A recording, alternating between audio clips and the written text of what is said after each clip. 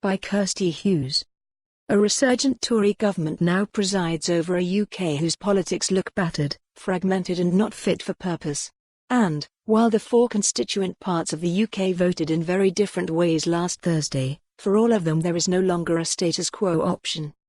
Brexit is finally going ahead. The UK will leave the European Union on January 31, 2020. Northern Ireland is set for a different, closer relationship with the EU than the rest of the UK and, despite bluster from Boris Johnson, there will be a customs and regulatory border in the Irish Sea. There will too, post-transition, be new friction at Britain's borders with the EU. Outside the customs union and single market, there cannot be an open, frictionless UK-EU border. And if Scotland chooses independence in the EU in the coming years, the external border of the EU will then lie between England and Scotland, one big issue needing much more debate. Yet Scotland too has no status quo to settle within. Staying in the UK and in the EU is not an option. Indeed, independence is the only obvious route to staying in or, more likely, rejoining the EU. Meanwhile in Wales, despite voting leave in 2016, last Thursday pro-Remain or pro-referendum parties got around 58% of the result, similar in Northern Ireland, almost 75% in Scotland.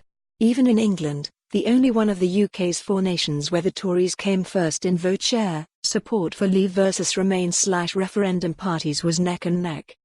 Other divisions abound. But the demographic divides are one of the most striking.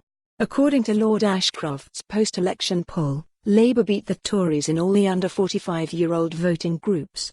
Labour got more than 50% of the vote in the 18 to 24 group while the Tories got an absolute majority, almost two-thirds, in the over 65 group. The idea, promoted by many Corbynistas, that Labour would have done better to fish with the Tories in the Leave half of the UK's population looks bizarre indeed.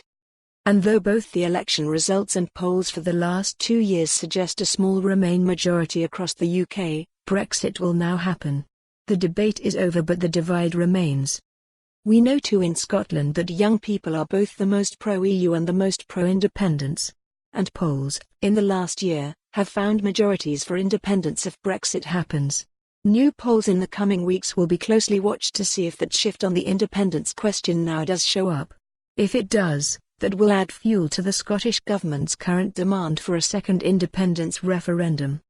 But in the weeks, months and years ahead, Britain, but not Northern Ireland, now faces a Tory hard Brexit, driven by the combined forces of a populist Tory majority in England, by an English and Welsh Leave vote in 2016, and by an English identity. For more on this story, visit the news article link.